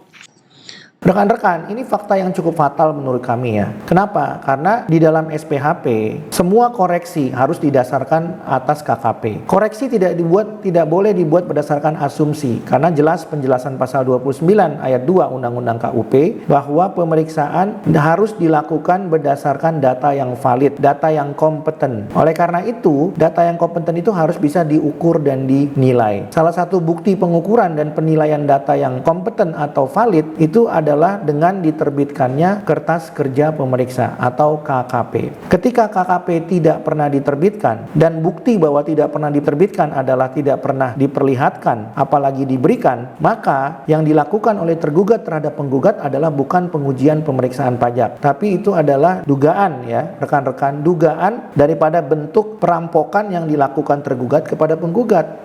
Karena Benjamin Franklin telah mengatakan dengan tegas bahwa taxation without representation is robbery. Jadi, kalau kita bicara tafsir daripada kutipan Benjamin Franklin, perpajakan tanpa peraturan perundang-undangan adalah perampokan. Jadi, kalau kemudian pengujian pemeriksaannya itu tidak dilakukan berdasarkan hukum acara pemeriksaan pajak, maka yang dilakukan tergugat itu adalah bukan bentuk daripada pemeriksaan pajak, tapi bentuk daripada perampokan di bidang perpajakan. Kita lanjutkan. Surat pemberitahuan perpanjangan jangka waktu pemeriksaan yang diterbitkan setelah penerbitan SPHP. 11. Ya, rekan-rekan, yang nomor 10 juga sama, merupakan lanjutan ya, di mana surat perpanjangan itu diterbitkan setelah lewatnya waktu. Nah, kalau perpanjangan itu diterbitkan setelah lewatnya waktu, maka jangka waktu dari sejak berakhirnya pengujian sampai dengan terbitnya surat perpanjangan menjadi pertanyaan, di mana kewenangannya? Apakah tergugat berwenang untuk melakukan pengujian selama kurun waktu itu? Contoh misalnya, pengujiannya berakhir di bulan ke-6, lalu kemudian perpanjangannya disampaikan bulan ke-8. Yang jadi pertanyaan, apakah tergugat berwenang selama 2 bulan dari bulan 6 ke bulan 8? Apakah tergugat mempunyai kewenangan untuk melakukan pengujian pemeriksaan? Apakah tindakan tergugat itu menjadi tindakan yang berdasarkan hukum kalau kemudian tidak ada perpanjangan pengujian pemeriksaan? Sehingga menurut kami 2 bulan itu harus dimaknai sebuah jangka waktu di mana tindakan tergugat itu dilakukan secara sewenang-wenang. Oleh karena itu, untuk menghindari hal itu, harusnya tergugat menyampaikan perpanjangan pengujian pemeriksaan sebelum jatuh tempo 6 bulan. Kita lanjutkan. Tergugat menyampaikan undangan pembahasan akhir melalui orang yang bukan tim pemeriksa atau bukan orang Dirjen Pajak. 12. Yang ke-11 ini rekan-rekan agak cukup unik ya, dan ini membuktikan bahwa diduga dan patut diduga bahwa tergugat ini tidak melakukan pengujian pemeriksaan pajak. Karena jika tergugat melakukan pengujian pemeriksaan pajak, tidaklah mungkin tergugat membocorkan data ini kepada pihak lain, apalagi menyampaikan SPHP kepada wajib pajak melalui pihak yang bukan tim pemeriksa atau pegawai Direktorat Jenderal Pajak. Dan jika ini terbukti, maka harusnya penggugat bisa menempuh upaya hukum pidana kepada tim pemeriksa, karena patut diduga tim pemeriksa telah membocorkan rahasia wajib pajak kepada pihak yang tidak terkait dalam pengujian pemeriksaan pajak, dan itu merupakan bentuk pelanggaran dugaan tindak pidana membocorkan rahasia WP sebagaimana diatur dalam pasal 34 atau 34 ayat 1 Undang-Undang KUP, dan jelas sanksi pidananya diatur dalam Undang-Undang KUP. Kita lanjutkan. Penggugat menerima undangan pembahasan akhir hasil pemeriksaan sebanyak 2 kali. 13. Rekan-rekan, fakta yang ke-12 ini juga cukup menarik untuk kita diskusikan. Kenapa? Karena penggugat menyampaikan bahwa penggugat menerima KKP sebanyak 2 kali. Itu artinya SPHP-nya pasti dilakukan 2 kali. Dalam hukum acara pemeriksaan pajak yang diatur di PMK yang sudah kami sampaikan tadi, begitu juga dengan Undang-Undang KUP, tidak pernah diatur adanya pemberian KKP sebanyak 2 kali. Dan tidak pernah juga diatur dilaksanakannya SPHP sebanyak 2 kali. Sehingga dengan demikian menurut kami ini sudah pelanggaran hukum acara yang nyata-nyata bertentangan, dan diduga dan patut diduga KKP itu diterbitkan atau SPHP itu dilaksanakan karena adanya upaya untuk tanda petik menekan atau mengintimidasi WP supaya tergugat bisa mendapatkan apa yang dia mau, yaitu 2 miliar dari SKP atau STP yang diterbitkan senilai 6 miliar atau kurang lebih 33% daripada nilai SKP atau STP yang diterbitkan. Dan menurut kami ini perlu ditindaklanjuti dengan jelas faktanya, kalau perlu dibuatkan laporan pidana. Kami lanjutkan. Penerbitan LHP melewati jangka waktu yang ditentukan peraturan perundang-undangan. 14. Fakta nomor 13, penggugat mendalilkan bahwa tergugat telah menerbitkan LHP melewati jangka waktu 2 bulan dari sejak dilaksanakannya pembahasan. Jadi hukum acara pemeriksaan pajak mengatur sejak dilaksanakannya pembahasan paling lambat 2 bulan harus sudah terbit LHP. Nah, untuk membuktikan dalil ini, maka penggugat pada persidangan sebelumnya harus meminta LHP, laporan hasil pemeriksaan, untuk membuktikan apakah memang betul LHP tersebut diterbitkan lewat 2 bulan pasca pelaksanaan pembahasan atas SPHP. Kita lanjutkan. Pengembalian buku, catatan, dan dokumen melewati jangka waktu yang ditentukan peraturan perundang-undangan. Fakta yang ke-14 juga merupakan amanat dari PMK dan juga Undang-Undang KUP. Dan apabila dilanggar, maka sama dengan melanggar undang-undang. Karena melanggar undang-undang tidak diizinkan oleh Undang-Undang Administrasi Pemerintahan, maka berlaku pasal 19 Undang-Undang Administrasi Pemerintahan. Jadi sekali lagi, pengembalian daripada dokumen itu sudah diatur jangka waktunya. Ketika itu sudah lewat, maka itu juga merupakan pelanggaran hukum acara dan merupakan bentuk tanda petik intimidasi bahwa tergugat tidak sependapat dengan SPT penggugat atau tergugat mengoreksi SPT penggugat. Jadi hal-hal tersebut seharusnya tidak perlu terjadi karena tergugat harusnya mengembalikan dokumen tepat waktu sesuai dengan ketentuan yang berlaku. Kita lanjutkan. 15. Tidak adanya rekaman audio dan atau visual pada saat pelaksanaan pembahasan akhir. sesuai dengan ketentuan Surat Edaran Direktur Jenderal Pajak nomor 12/PJ 2016 bahwa gugatan yang tadi disampaikan. Fakta yang ke-15 ini cukup menarik rekan-rekan, karena tergugat harusnya mempunyai rekaman ya, berupa rekaman audio maupun rekaman visual ya, baik yang diliput secara langsung maupun tidak langsung. Namun faktanya tergugat tidak bisa menyampaikan rekaman tersebut kepada penggugat meskipun sudah diminta oleh penggugat. Ini menandakan bahwa alasan daripada tergugat tidak dapat memberikan rekaman tersebut karena tergugat khawatir bahwa ada percakapan mengenai dugaan intimidasi dan juga dugaan permintaan uang ya, sehubungan dengan pengujian pemeriksaan pajak yang dilakukan oleh tergugat kepada penggugat. Oleh karena itu, tergugat tidak dapat memberikan rekaman audio maupun rekaman video pada saat dilaksanakannya pembahasan atas SPHP kepada penggugat. Kita lanjutkan. Bahwa gugatan yang tadi disampaikan oleh penggugat dalam surat gugatannya, yang mana tergugat juga telah memberikan tanggapan atas surat gugatan tersebut, namun tergugat tidak menanggapi sama sekali terkait pelanggaran-pelanggaran yang telah dilakukan dalam proses pemeriksaan, yang mana sudah secara nyata dan jelas bahwa hal tersebut merupakan suatu fakta yang tidak bisa dibantah. Maka secara mutatis mutandis, surat keputusan pembetulan atas surat ketetapan pajak yang diterbitkan oleh tergugat harus dinyatakan batal. Demikian kronologi yang kami sampaikan. Atas perhatiannya kami ucapkan terima kasih. Baik ya, itu tadi kronologi. Dari pihak tergugat sudah paham ya kronologinya dan keberatan dari pihak penggugat. Paham yang mulia. Ya, nanti jawab ya satu-satu aja ya, jadi supaya clear dan sebagainya. Kemudian pertanyaan berikutnya kepada penggugat. Penggugat ini Baik, rekan-rekan, tadi majelis hakim menanyakan apakah tergugat sudah paham, lalu tergugat menjawab iya. Lalu kemudian majelis memerintahkan supaya tergugat membuat jawaban satu persatu, karena selama ini pada persidangan yang pertama, tergugat tidak menjawab satu persatu. Tergugat hanya menjawab bahwa tergugat meskipun telah melanggar semua hukum acara pemeriksaan pajak tersebut, sepanjang tidak ada sanksinya, maka tidak dapat menyebabkan batalnya surat akuo. Nah, oleh karena itu, majelis hakim kembali memerintahkan tergugat untuk menjawab keberatan penggugat satu persatu. Kita lanjutkan persidangannya. apakah memang sengaja langsung gugatan? Apakah kenapa tidak masuk ke proses banding? Mohon izin.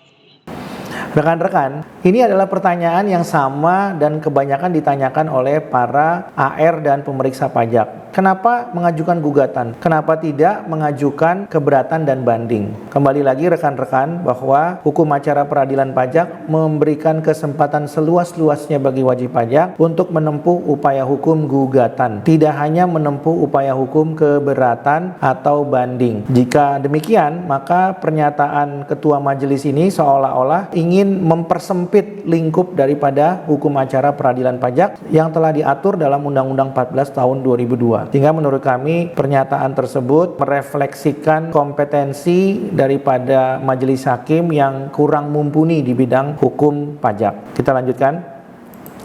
Izin majelis, ini karena kan yang dilanggar terkait prosedural gitu majelis. Ya, makanya kami mengajukan gugatan gitu majelis. Oh gitu. Benar kan juga tidak diatur, oh ini harus banding dulu atau harus gugatan dulu begitu majelis kan. Kalau kami bagaimana? Materi SKP apakah juga termasuk dalam gugatan atau hanya prosedurnya aja? Kalau yang ini hanya prosedurnya saja majelis. Oke, baik, majelis hanya memastikan itu aja. Kalau yang di sini formilnya aja majelis. Kalau yang untuk materi kami sudah mengajukan keberatan majelis. Hari kemarin kami mengajukan keberatan majelis. Oh, keberatan sudah diajukan juga? Sudah majelis, sudah. Terus sebagai informasi, Rekan-rekan, kembali lagi kami perlu sampaikan bahwa tidak ada hukum acara yang melarang kalau kemudian gugatan diajukan bersamaan dengan keberatan. Hukum acara pengadilan pajak memberikan keleluasaan untuk mengajukan gugatan sepanjang mengenai hukum acara atau prosedur pemeriksaan. Ketika penggugat mengajukan keberatan, itu juga diatur dalam hukum acara sebagaimana diatur dalam Undang-Undang KUP, hukum acara di luar pengadilan pajak.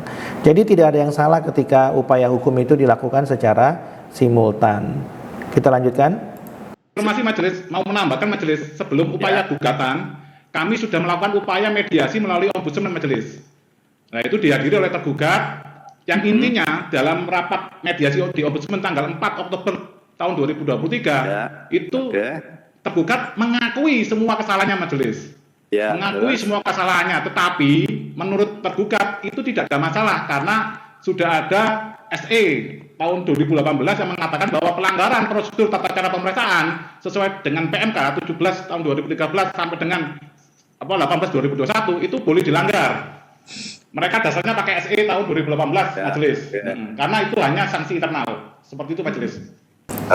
Rekan-rekan, kembali lagi kami ingin menyampaikan apa yang didalilkan oleh tergugat itu membuktikan bahwa memang betul tergugat tidak pernah lulus dari Fakultas Hukum. Karena kalau tergugat pernah kuliah di Fakultas Hukum, tidak pernah diajarkan melanggar hukum itu diperbolehkan. Melanggar hukum itu tidak diperbolehkan oleh hukum manapun yang ada di Republik ini. Persoalannya, kalau tergugat mengatakan boleh dilanggar karena tidak ada sanksinya, itu karena tergugat patut diduga menggunakan kacamata kuda. Yang dimaksud kacamata kuda adalah tergugat hanya mau tahu mengenai hukum di bidang perpajakan, misalnya KUP, PMK, kemudian PER. Kalau dalam semua hukum di bidang perpajakan tidak diatur sanksinya, maka tergugat ingin mengatakan tidak ada masalah, sah-sah saja untuk dilanggar. Jadi tergugat ingin mendalilkan seperti mendalilkan teori baru bahwa melanggar hukum itu sah-sah saja, boleh-boleh saja sepanjang tidak ada sanksinya. Dan itu tidak pernah diajarkan di Fakultas Hukum. Bahkan dosen manapun tidak pernah mengajarkan itu. Nah, kalau kemudian tergugat pernah kuliah di kampus lain yang mengajarkan itu, yang menjadi pertanyaan itu kampus mana yang mengajarkan seperti itu. Jadi oleh karena itu kembali lagi bahwa melanggar hukum adalah tidak diperkenankan menurut hukum itu sendiri. Karena sanksinya jelas telah diatur bukan hanya di dalam hukum bidang perpajakan tapi juga sistem hukum atau sistem norma yang mengatur mengenai hukum lain. Kita lanjutkan.